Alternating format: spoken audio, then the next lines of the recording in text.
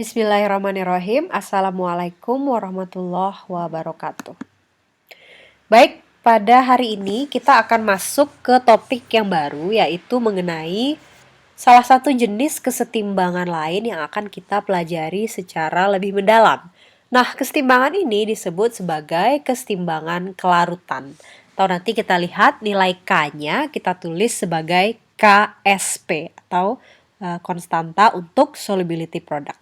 Atau bahasa Indonesianya adalah hasil kali kelarutan ya. Seperti biasa saya gunakan suatu slide dari textbook kita, yaitu General Chemistry oleh Brady dan Senes.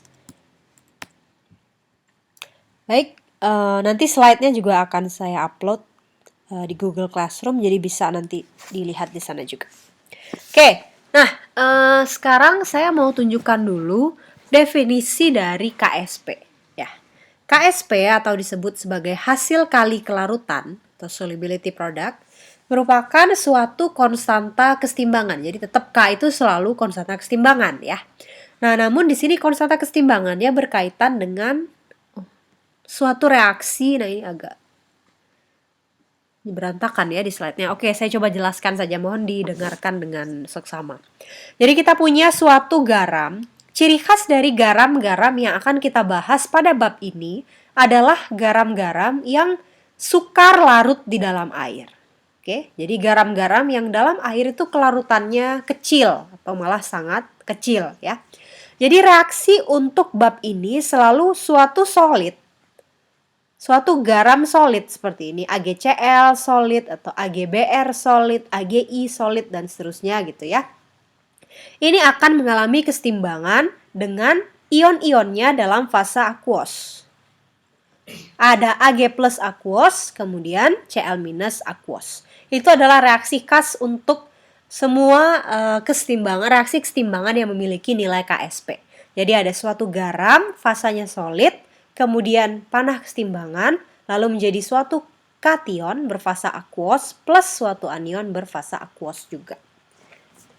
Nah, untuk reaksi ini KSP-nya adalah 1,8 kali 10 pangkat min 10 ya. Tentu saja KSP ini akan sama dengan konsentrasi Ag plus kali konsentrasi Cl minus. Persis seperti materi kesetimbangan yang sudah kita bahas ya, selalu produk pangkat koefisiennya dibagi dengan reaktan pangkat koefisiennya. Namun dalam hal ini reaktannya berfasa solid. Ya, jadi reaktan tidak masuk ke dalam persamaan KSP. Di KSP dari reaksi ini nanti sama dengan Ag plus, kita cari konsentrasinya, dikalikan dengan Cl minus juga konsentrasinya. Tentu saja nanti keduanya dalam satuan molar. Ya. Oke, berikutnya air diasumsikan selalu ada, namun tidak perlu dituliskan dalam reaktan. Jadi tidak perlu AgCl plus H2O ya. Sebagaimana untuk Ka dan Kb itu kita harus tuliskan atau bisa kita tuliskan H2O-nya. Kalau untuk KSP umumnya garam saja. Garam solid kemudian nanti jadi ion-ionnya dalam fase aquos. Aquos ini sudah menandakan bahwa kita bekerja dalam suatu sistem yang pelarutnya adalah air. Oke. Misalnya kita lihat garam-garam lain yang sifatnya kurang larut di dalam air. Misalnya Ag karbonat atau perak karbonat. Ag2CO3 ini akan terurai menjadi 2Ag plus CO3 2-. Perhatikan reaksinya ya. Suatu garam yang sukar larut berfasa solid, lalu ada tanda setimbang menjadi ion-ionnya dalam fase aquos. Tentu saja untuk reaksi yang ini KSP sama dengan Ag plus, jangan lupa pangkat koefisien ya, pangkat 2 kali CO3 2- pangkat 1 karena koefisiennya sama dengan 1. Nah, berikutnya untuk amonium sulfat, kita bisa lihat seperti ini persamaannya dan KSP-nya juga sama, yaitu NH4 plus pangkat 2, SO4 2- pangkat 1. Tidak perlu dibagi dengan garamnya sebab garamnya berfasa solid. Kita tidak pernah masukkan solid maupun liquid ke dalam persamaan konstanta kesetimbangan kita. Oke, berikutnya kita akan bahas suatu definisi lain. Ada yang dinamakan dengan solubilitas atau kelarutan molar. Nah, kelarutan molar ini artinya adalah jumlah padatan dalam molar ya, atau mol per liter yang dapat dilarutkan di dalam air pada kondisi setimbang. Untuk dapat menentukan berapa nilai kelarutan molar, pertama kita tuliskan dulu reaksinya bagaimana. Seperti ini ya, ini adalah reaksi contoh reaksi-reaksi yang berkaitan dengan KSP. Kemudian kita bisa gunakan mass action. Ini maksudnya adalah tabel MRS ya. Kita gunakan tabel MRS lalu kita gunakan K. Data K-nya itu data KSP, nanti kita bisa tentukan berapa kelarutan molarnya. Nah, kalau kita asumsikan ada fasa solid, jumlahnya tidak penting ya. Sebab solid tidak akan mempengaruhi persamaan dari atau ekspresi matematis dari nilai K. Oke, misalnya sekarang kita punya contoh soal berikut. Tentukan kelarutan molar dari AgCl pada 25 derajat Celcius. Maka kita bisa tuliskan dulu persamaannya seperti biasa, AgCl solid, kemudian terurai menjadi Ag plus aquos plus Cl minus aquos. Nah, di awal ini jumlahnya sekian tapi kita tidak perlu tuliskan ya, karena dia solid tidak akan masuk juga ke dalam persamaan kesetimbangan. Nah, change atau R, ini ICE sama dengan MRS. Seperti biasa ini akan berkurang sebanyak X, ini akan bertambah sebanyak X, ini juga bertambah sebanyak X. Nah, di sini nanti ada jumlahnya tapi tidak perlu dituliskan karena kita sama-sama tahu solid itu tidak masuk ke dalam konstanta kesetimbangan. Ini akan bertambah sebanyak X, ini akan bertambah sebanyak X. Nah, ini yang penting ya karena dia akan masuk ke dalam konstanta kesetimbangan sebab berfasa aquos. Nah, nilai KSP dari reaksi ini adalah 1,8 kali 10 pangkat min 10. Artinya, X kali X atau X kuadrat adalah 1,8 kali 10 min 10. Kita bisa hitung X sama dengan 1,3 kali 10 pangkat min 5 molar. Jadi, kelarutan molar dari AgCl pada temperatur ruang, nah di sini adalah sebesar 1,3 kali 10 pangkat min 5 molar. Selain kelarutan molar, kadang ditanyakan juga kelarutan saja ya. Kalau istilahnya kelarutan saja, biasanya satuannya adalah gram per liter. Kalau dia kelarutan molar seperti ini, satuannya adalah molar atau mol per liter ya. Jangan lupa bahwa molar adalah mol per liter. Bisa jadi dalam soal nanti yang ditanyakan bukan mol per liter, tapi yang ditanyakan adalah kelarutan saja atau gram per liter. Nah, tinggal nanti kamu convert mol ke gram. Bagaimana caranya? Mol tersebut dikalikan dengan MR dari garamnya. Ya. Dari sini kamu punya 1,3 10 min 5 molar atau 1,3 10 min 5 mol per liter kalikan dengan MR AgCl berapa, nanti kamu akan dapat solubilitas dalam satuan gram per liter. Ya. Jadi satuannya bisa molar atau mol per liter, bisa juga gram per liter, tergantung nanti kasus atau konteks yang kamu hadapi. Oke, ya ini sama persis ya contohnya. Nah, namun di sini ini minus X, tentu di sini jadi plus 3X karena ada koefisiennya bernilai 3. Ini plus 2X karena koefisiennya bernilai 2. Ini jadi 3X, 2X, ya kan? KSP sama dengan 3X sekarang pangkat 3, jangan lupa pangkat koefisien, lalu 2X pangkat 2. Pokoknya jangan lupa selalu dipangkatkan dengan koefisien. KSP-nya lihat datanya dari tabel ya atau dari soal. Kalau kamu lihat ini di ujian, nanti nilai KSP akan sama dengan 3X pangkat 3 kali 2X pangkat 2. Kamu bisa tentukan sekarang nilai X-nya berapa. Dan nilai X inilah merupakan kelarutan molar dari Ca3PO4 2 kali. Ya, langsung X-nya ya, tidak perlu kali 3 atau kali 2 ya. Karena kita berbicara tentang kelarutan molar dari ini.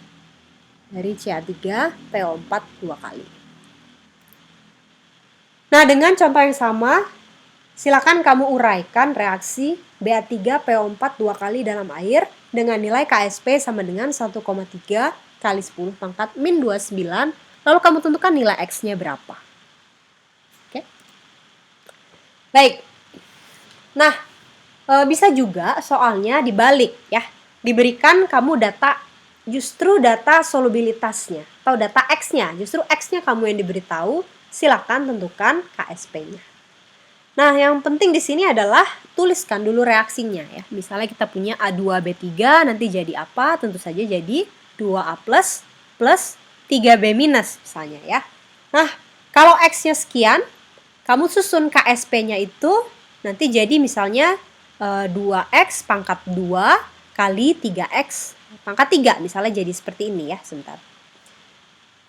Ya, misalnya jadi seperti ini. Silakan disusun, nanti X-nya tinggal dimasukkan, nanti ketemu nilai KSP-nya. Kadang kita gunakan simbol X sebagai solubilitas, kadang juga cukup umum digunakan simbolnya S ya.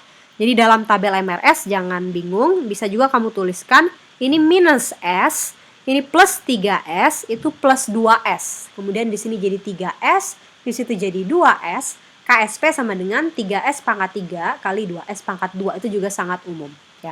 Digunakan istilahnya S sebab memang langsung menyatakan yang namanya solubilitas atau kelarutan. Oke, berikutnya ada yang disebut sebagai efek ion senama. Nah, yang perlu dipahami adalah kembali lagi seperti yang saya katakan di awal tadi ya. Kita berbicara tentang garam-garam yang sukar larut. Makanya reaksinya itu suatu garam yang solid ditulisnya ya, karena kelarutannya sangat kecil lalu dia menjadi ion-ionnya di dalam air.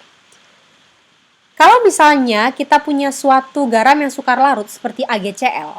AgCl itu kita bisa tentukan kelarutannya kira-kira maksimum itu berapa dengan cara yang tadi ya, dengan menggunakan nilai KSP. Namun kalau dalam sistem itu lalu ada yang dinamakan dengan ion senama, maka akan timbul suatu fenomenal yang kita bisa amati ya. Contohnya kalau kita larutkan AgCl dalam air, lalu ada HCl-nya misalnya. Atau malah kita larutkan AgCl dalam HCl yang mengandung sedikit air misalnya. Nah, itu akan terjadi fenomena yang kita namakan sebagai common ion effect atau efek ion senama. Lihat saja bahwa nanti ada dua senyawa yang ada ion yang samanya ya. Saya lihat dulu. Nah, yang penting sebenarnya pergeseran kesetimbangannya. Mudah-mudahan di sini ada. Nah, oke.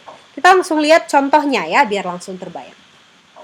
Tadi kamu sudah tahu bagaimana cara menentukan kelarutan molar dari Ca3PO4 dua kali. Selesai. Ya kan? KSP-nya sekian. Tinggal tentukan nilai X atau nilai S-nya dengan cara menyusun KSP-nya lalu menemukan nilai X-nya. Sekarang soalnya diganti. Berapakah solubilitas molar dari Ca3PO4 dua kali dalam 0,1 molar Na3PO4? Nah, ini namanya adalah kasus efek ion senama. Kenapa demikian?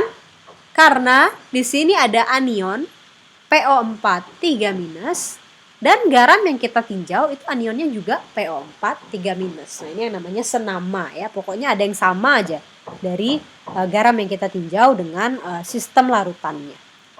Oke, kita tahu Na3PO4 ini garam juga. Namun yang membedakan dia dengan Ca3PO4 dua kali adalah kalau ini garam-garam natrium itu garam-garam yang selalu larut dengan kelarutan yang tinggi ya. Garam-garam natrium, garam-garam amonium, garam-garam nitrat, kemudian asetat itu juga umumnya larut dengan baik ya. Jadi tidak punya KSP-nya sangat besar gitu ya. Tidak dibahas untuk materi kesetimbangan. Dia tidak setimbang reaksinya, tapi suatu reaksi yang total. Contohnya begini. Na3PO4 ini akan terurai secara sempurna. Perhatikan panahnya murni semuanya ke kanan ya. Menjadi 3Na plus PO4 3-. Kalau kita punya ini sebanyak 0,1 molar garam ini, artinya dalam air 0,1 molar ini akan membentuk 0,3 molar Na plus karena koefisiennya 3. Dan 0,1 molar PO4 3- karena koefisiennya di sini berapa? 1. Ya kan? Nah, 0,1 molar PO4 3- ini nanti akan masuk ke dalam kesetimbangan Ca3PO4 dua kali menjadi 3Ca2 plus 2 PO4 3-. Oke? Kita tuliskan kesetimbangannya MRS atau ICE seperti biasa. Ini minus X, ini plus 3X, ini plus 2X. Namun sekarang bedanya di sini, kalau di contoh yang tadi, nah kita balik sedikit ya supaya terbayang. Oke. Ya. Kalau di contoh yang tadi, Ca2 plus awalnya 0. PO4 3- awalnya juga 0. Karena tidak ada dua-duanya ya, sistem kita dalam air, tidak ada ion-ion ini. Tapi sekarang, kamu perhatikan, sekarang pada kondisi awal atau mula-mula, kita punya PO4 3- sebanyak 0,1 molar. Ya. Ini beda utamanya untuk kasus efek ion senama ini. Maka pada kondisi kesetimbangan nanti kamu punya 3x lalu di sini 0,1 plus 2x. Berhubung nilai x umumnya sangat kecil sehingga dapat diabaikan, maka besaran ini nanti akan sama nilainya dengan 0,1 saja. Jadi x bisa diabaikan. Maka KSP sekarang akan sama dengan 3x pangkat 3 kali 0,1 pangkat 2. Kita tinjau sekarang KSP-nya dari data ini dan kita hitung nilai X-nya. Ini akan sama dengan 4,2 kali 10 pangkat min 10. Ya, kita bandingkan dengan nilai X tanpa adanya ion senama. Nah, ini tadi X-nya sama dengan 7,1 10 min 7. Ya, ingat angkanya. Pokoknya 10 min 7. Kalau dalam ion senama, dia jadi berapa? Dari 10 min 7, sekarang dia jadi 10 min 10. Artinya apa?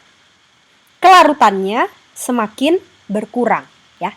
Jadi, ion senama dalam suatu sistem yang sukar larut, garam yang sukar larut, kalau kita tambahkan ion yang senama, itu justru akan semakin mengurangi kemampuan dia untuk larut. Ya. Tandanya adalah nilai solubilitas molarnya akan lebih rendah saat ada ion senama dalam sistem tersebut. Nah, dengan contoh yang sama, silakan sekarang kamu coba kerjakan kasus untuk barium sulfat. Dalam ion senamanya sekarang apa? Ba ya. Karena di sini ada Ba, di situ juga ada Ba dalam barium klorida. Jadi, apa yang terjadi terhadap kelarutan Ba3PO4 2 kali kalau kita tambahkan BaCl2. Tadi apa efek ion senama? Kelarutan akan berkurang ya. Jawabannya akan B, it decreases. Kelarutannya akan berkurang karena ada ion senama. Ya, saya akan hentikan di sini untuk materi ini. Kita akan lanjutkan prinsip kejenuhan atau saturation di video yang kedua.